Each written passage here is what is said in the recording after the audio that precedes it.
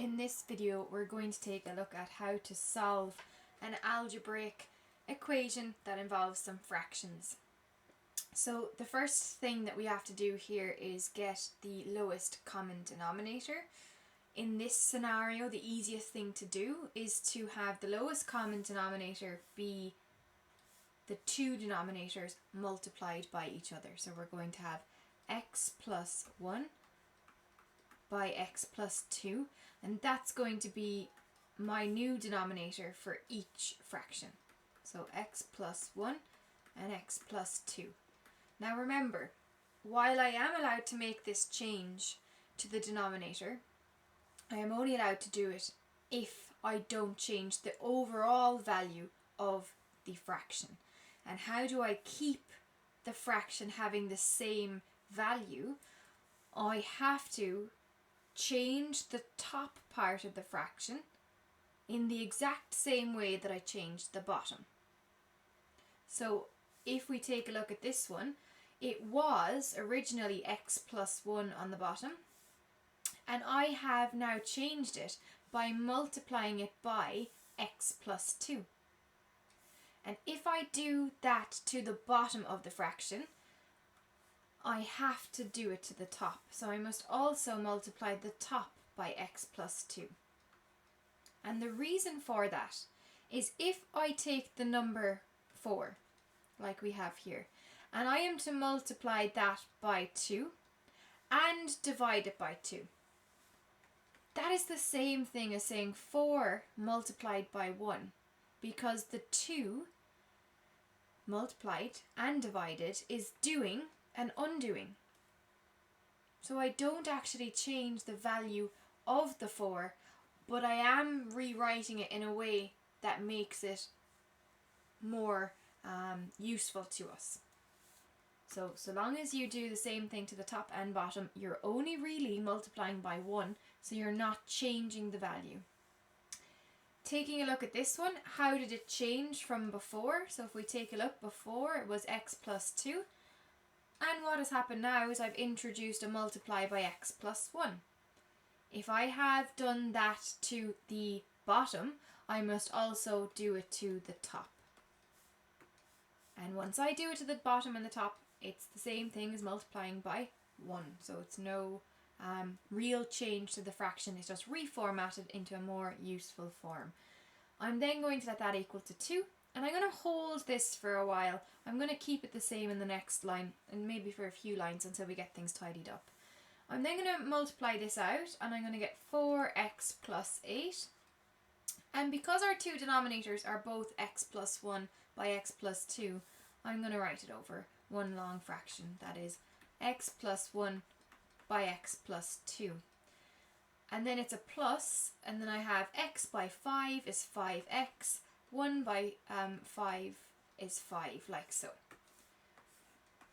I'm then going to tidy that line up, because that top line could definitely be tidied up. 4x and 5x is 9x. 8 and 5 is 13. And then on the bottom we have x plus 1 by x plus 2. Now that's something that we can multiply out for ourselves.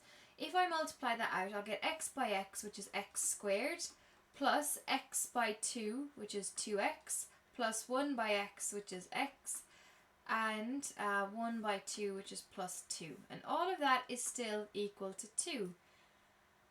I'm going to tidy up that bottom part, that denominator, because it couldn't be written in a more neat format. So I could combine the 2x and the 1x, and instead of having 2x and 1x, I could actually just have 3x.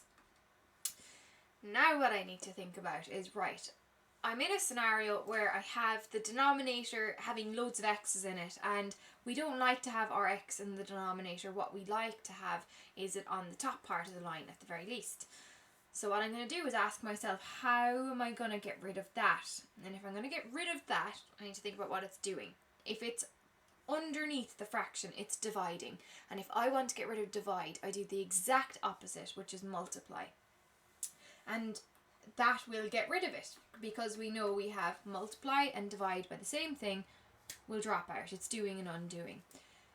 What we do have to be aware of though is that whatever we do to one side, i.e. multiply by x squared plus 3x plus 2, I have to do the exact same thing to the other side. And if I multiply that out, I'm going to get 2x squared plus 6x plus 4. And if I tidy this side up, I'm going to get 9x plus 13. And what I'm starting to notice here is that what we are getting out is actually a quadratic. And once you can name it, that's going to be a huge step in figuring out what comes next.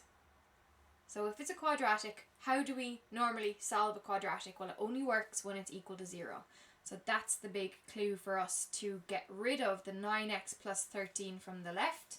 How I'm going to do that is subtract it from both sides. If I do that then, I get 2x squared minus 3x, and then I've got 4 minus 13 is going to give us minus 9. And all of that then is equal to 0. At this stage, what I need to do is solve my quadratic. So I'm going to put my two brackets. I'm going to put the factors of 2x squared at the start of each bracket, 2x and x.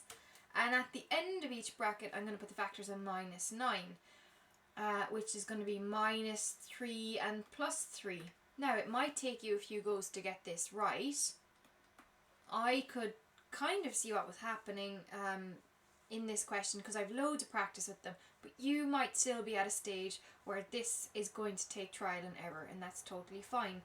I can check that I've got it right by doing out by out and in by in. Out by out is minus 6x and then plus 3x for the in by in. If I add those two together, I get minus 3x, and I know then that I've got the right factors because that is what the middle value was. So I can work away. I've got everything that I need in the correct orders. At this point, I have a bracket multiplied by another bracket and I get 0.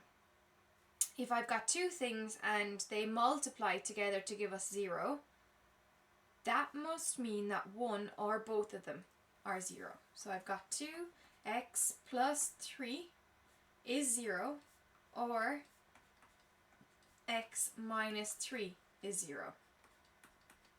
So we get x is equal to 3, and we get here 2x is equal to minus 3, x is equal to minus 3 over 2. So there's two answers to this one, and there we have it.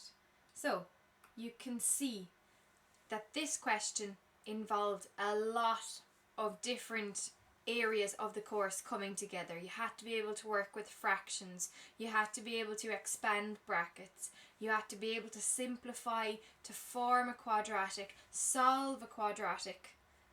Lots involved in it, so take your time with them. If it's a case that you're not ready to do all of those steps at once, I would highly recommend you go back and start with multiplying brackets, get good at that. When you've that locked down, start to look at solving quadratics, and then when you've got both of those under your belt, come back and take a look at the fractions.